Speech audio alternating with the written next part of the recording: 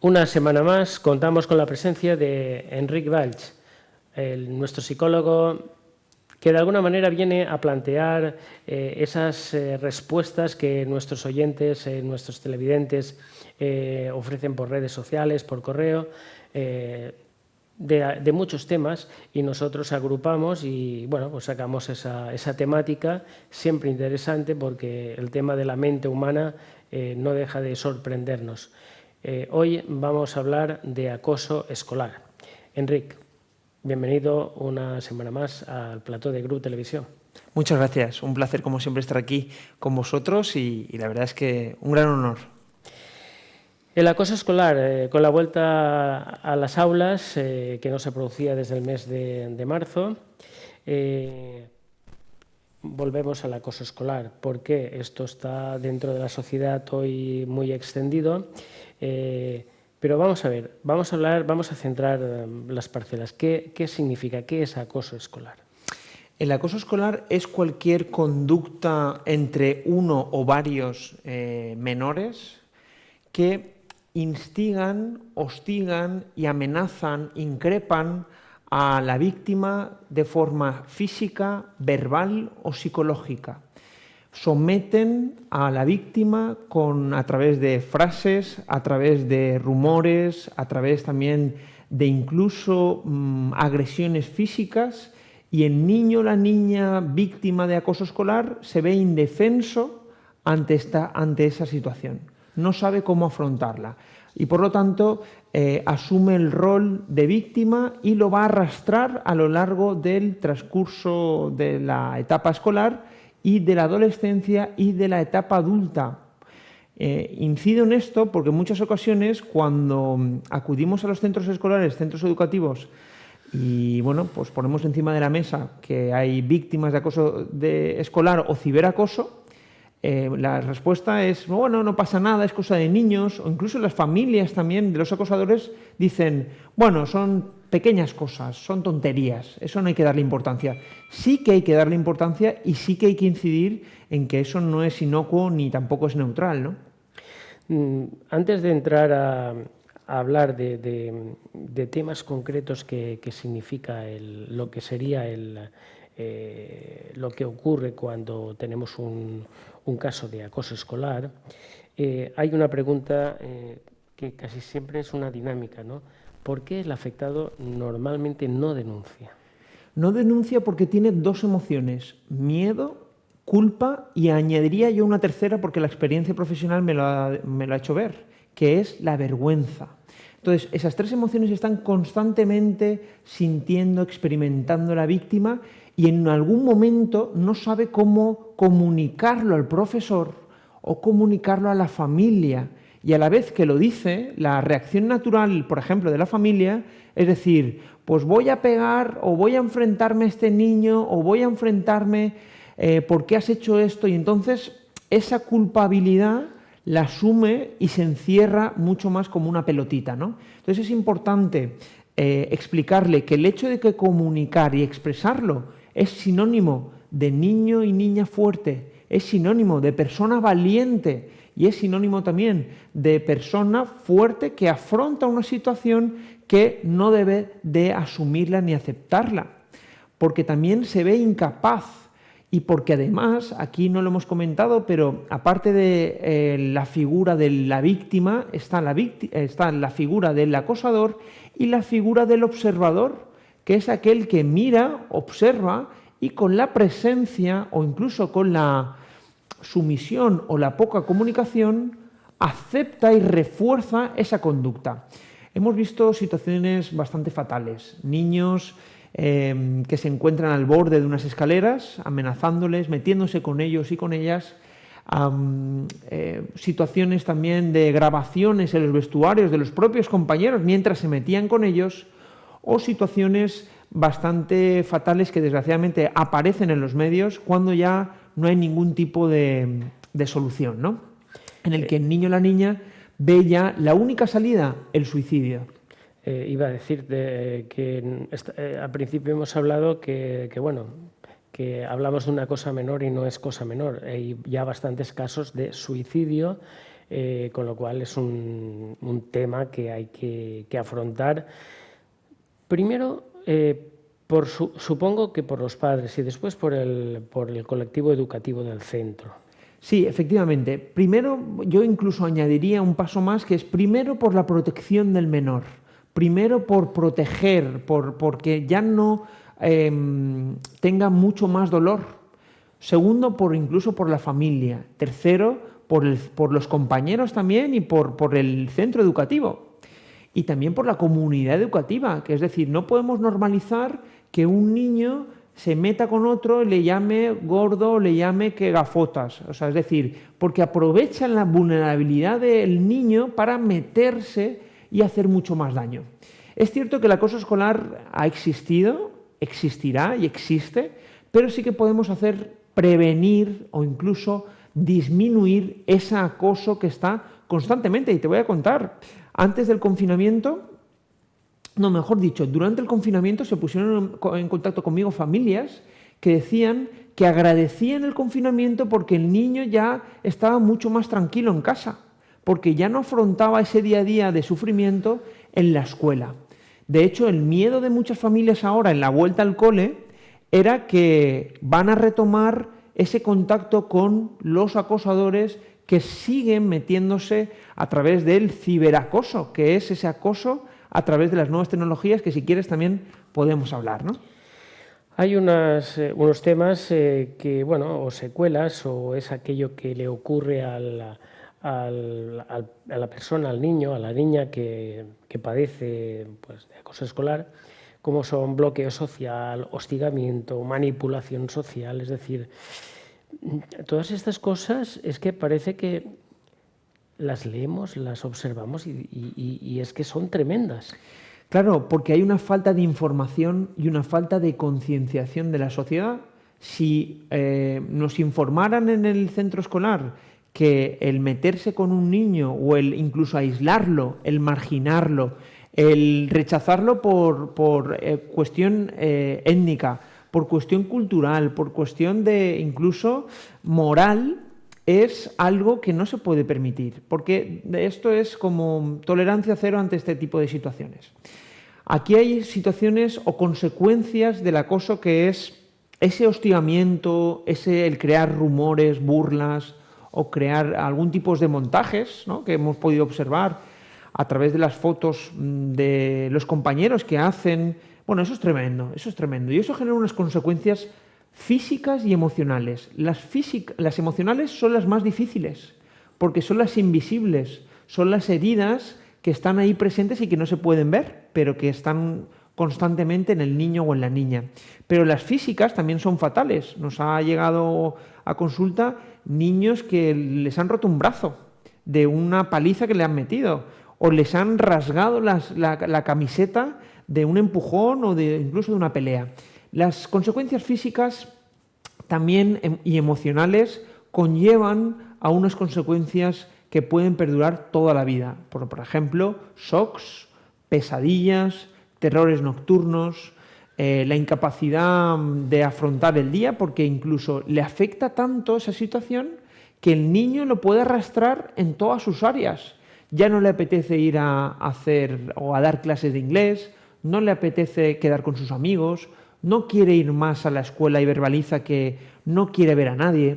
Por lo tanto, son situaciones que no son inocuas y que no debemos de pasar en alto. Por eso, cuando personalmente, como director de la Asociación de Acoso Escolar aquí en Valencia, en la Comunidad Valenciana, que tenemos sede en Valencia, bueno, pues cuando he tenido la oportunidad de asistir a centros escolares y ves que incluso el profesorado niega, estamos generalizando, porque esto es cuestión no de responsabilizar un ámbito, sino de ir todos en la misma dirección. Profesorado, familias y alumnado. Hay que estar los tres en la misma dirección, porque aquí solemos también focalizar mucho en la víctima, y la víctima, por supuesto, hay que protegerla, pero también hay que incidir en el acosador, por qué está haciendo eso, y en el observador, que son aquellos que, insisto, observan la situación, pero se mantienen neutrales, ¿no?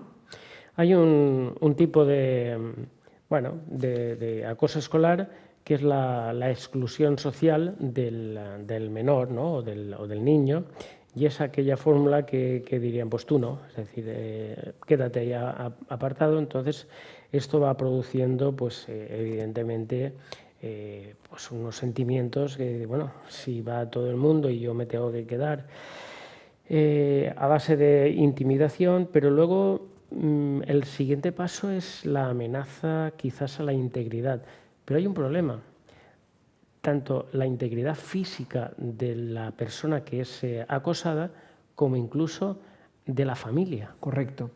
Hay claro, este hostigamiento y esa violencia emocional incluye o incide también en la problemática familiar. Es decir, hay acosadores o acosadoras que aprovechan la situación de vulnerabilidad del compañero para meterse incluso con la propia familia. Decirle que, como digas esto, a tu padre o a tu madre le vamos a hacer daño, a tu abuelito o a tu abuelita también le vamos a hacer daño, vayas por donde vayas, ten cuidado porque constantemente vamos a estar pendientes de ti.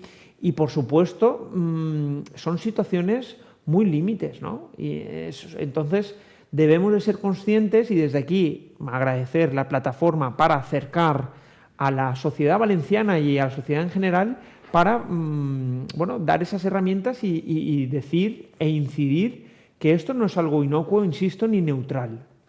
Y ahora hay que centrar el tema no en el acosado, sino en el acosador. Vamos a hablar del acosador, el agresor. Características psicológicas y sobre todo el entorno familiar de una persona que es capaz de hacer estas cosas. Bueno, pues los estudios científicos y validados indican que hay un perfil concreto de acosador, aunque también indican que debemos de ser cautos, porque cualquier víctima también puede pasar al otro lado y ser acosador también. Es cierto que hay diferentes rasgos que podemos identificar y normalmente son niños o niñas en la que la estructura familiar está inestable, ha habido alguna separación reciente entre los progenitores, entre el papá y la mamá, algún tipo de fallecimiento familiar muy cercano o incluso de estos dos progenitores.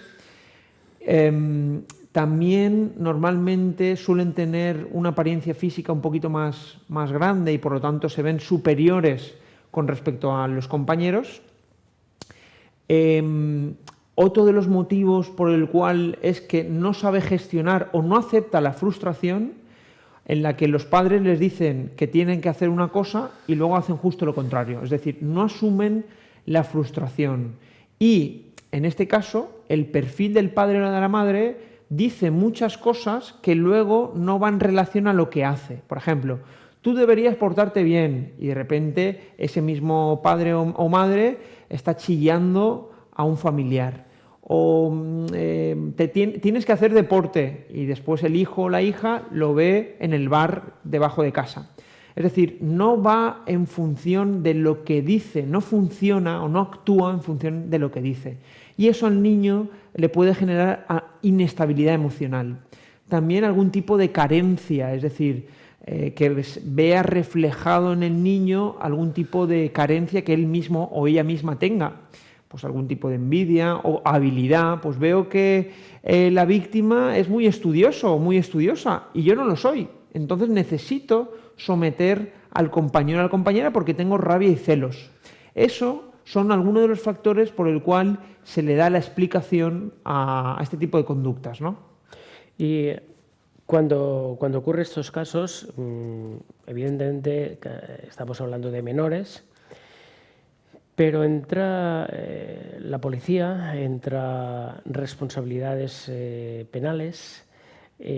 ¿Hasta qué punto las denuncias y la responsabilidad penal llega? Porque claro, en el caso, imaginemos lo que de alguna manera no se debe de producir nunca, que es un suicidio, pero evidentemente esto puede llevar consecuencias muy graves, ¿no? Consecuencias muy graves para, pues, bueno, por supuesto, para la familia, pero también para toda la comunidad educativa, ¿no? Esto no podemos dejar o no podemos mirar hacia otro lado cuando se den este tipo de situaciones, porque así es, hay consecuencias legales y de hecho muy ejemplares a nivel nacional en la que a los niños se les ha, o los menores por decirlo más correctamente, se les ha introducido en toda esta cadena penal y por lo tanto en prisión, ¿no? Y a la familia responsabilidad, aparte de esa responsabilidad moral, la responsabilidad económica y administrativa, porque ellos son los tutores y los responsables, y al centro escolar y educativo, pues también sus consecuencias económicas y también de expedientales, ¿no?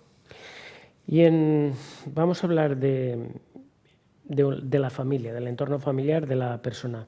¿Cómo podemos saber que nuestro hijo sufre acoso? Es decir, ¿es algo que se puede palpar o el chiquito o la chiquita lo llevan tan dentro que no lo podemos detectar?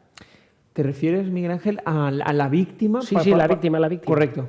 Pues para identificar si nuestro hijo o nuestra hija está siendo víctima, pues ya verbaliza que no quiere ir al colegio, tiene cambios de humor repentinos, de repente está llorando y de repente está sonriendo sin ninguna aparente explicación. De hecho, es como una montaña rusa, momentos de alegría y momentos de tristeza. Muchas somatizaciones, cuidado, esto significa que verbaliza que tiene muchos dolores de estómago o digestivos, dolores de cabeza, esos son somatizaciones de toda la tensión que pasa, que no sabe cómo decirlo y por lo tanto se acumulan. Se va al médico, al pediatra y te dice que no tiene ningún problema, que aquí está todo perfecto. Por lo tanto, eso ya te da alguna señal de alarma de que algo no funciona en el cole. Luego también verbaliza que le esconden el estuche, que en algunas ocasiones, insisto, hay alguna sintomatología física, algún moratón, algún esguince. Nosotros lo que decimos es que todo eso la familia lo debe de recoger a través de pruebas para luego mostrarlo de una forma cronológica, ¿no? El establecer también, el hablar con el niño o la niña, ya no quiere hablar cuando antes era comunicativo o comunicativa, y sobre todo también lo podemos apreciar en el descenso de las notas académicas. De repente una persona brillante con notazas ya deja de estudiar y cae de una forma drástica y sin ninguna explicación. Esos son puntos claves para poder identificarlo, ¿no? Antes hemos hablado de por qué se producía, ¿no?, el acoso. Hay infinidad de temas, pues, no sé, puede ser envidia, puede ser querer mostrar el poder por encima de... pero evidentemente hay un caso que posiblemente también se dé mucho, y es el acoso escolar homofóbico, ¿vale? Por razón de las tendencias sexuales que el niño o la niña puedan tener. Estas cosas también ocurren, ¿eh? Ocurren, desgraciadamente, y es por eso que el objetivo al final es prevenir, prevenir y prevenir. No hay más. Prevenir, concienciar, conectar con con todas las partes involucradas. Todos somos responsables y además también el normalizar, incluso el que todos somos iguales y que no depende, porque al final me decían, ya, pero es que yo soy más alto que tal, y bueno, pero no por ello tú eres superior. Al final todos somos iguales y hay que convivir. Por eso es importante involucrar al profesorado, involucrar al alumnado y a las familias. Cuando, por ejemplo, me llama algún centro escolar y me dicen, Enric, quiero que nos des una charla, pues el director o el jefe de estudios, quiero que nos des una charla abierta al curso de tercero de primaria, sexto de primaria y primero de la ESO. Perfecto, lo podemos hacer, pero lo ideal es involucrar a toda la comunidad educativa. Se pueden hacer jornadas de puertas abiertas, invitar, para que no solamente vengan las familias que se preocupan que si su hijo o su hija es víctima, sino también para involucrar a las familias por si su hijo o su hija está siendo o es el acosador o la acosadora, o si está siendo el observador o la observadora. Te puedo comentar muchas anécdotas. Una de ellas recuerdo con el tema de la asociación, llevamos aquí en Valencia concretamente más de 5 años, Y recuerdo que las primeras conferencias se abrían a todo el colegio. Estamos hablando de centros por toda la zona de, aquí, de por aquí, pero más en Valencia Centro.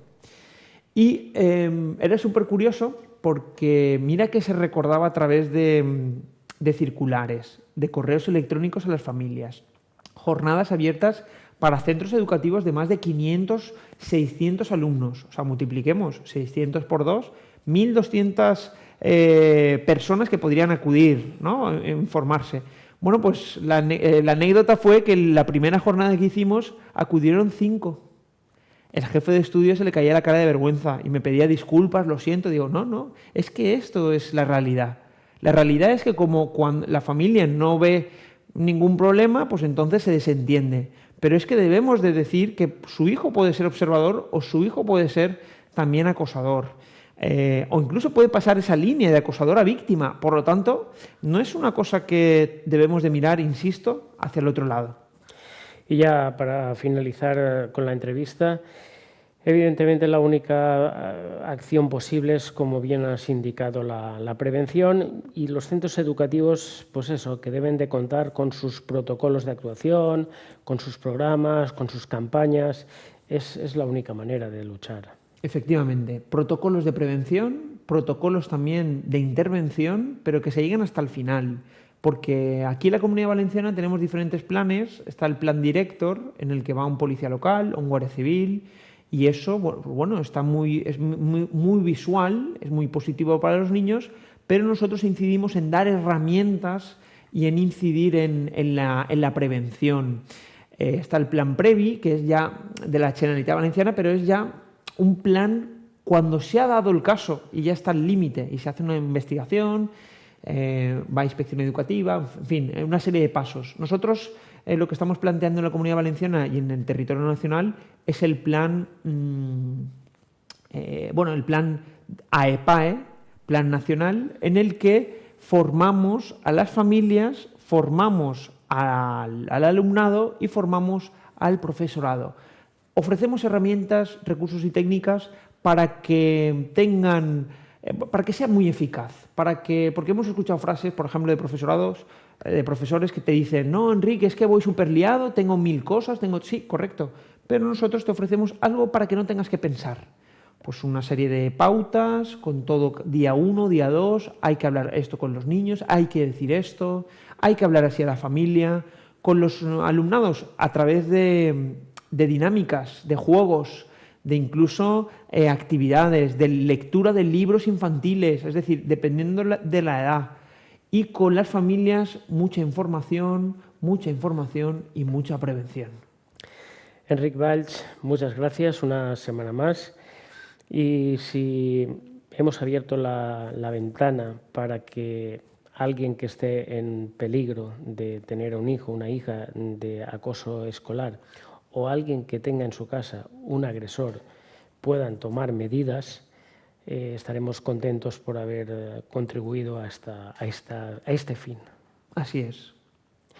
Y a todos ustedes decirles que en un próximo programa abordaremos el acoso, pero en el ámbito laboral también será interesante.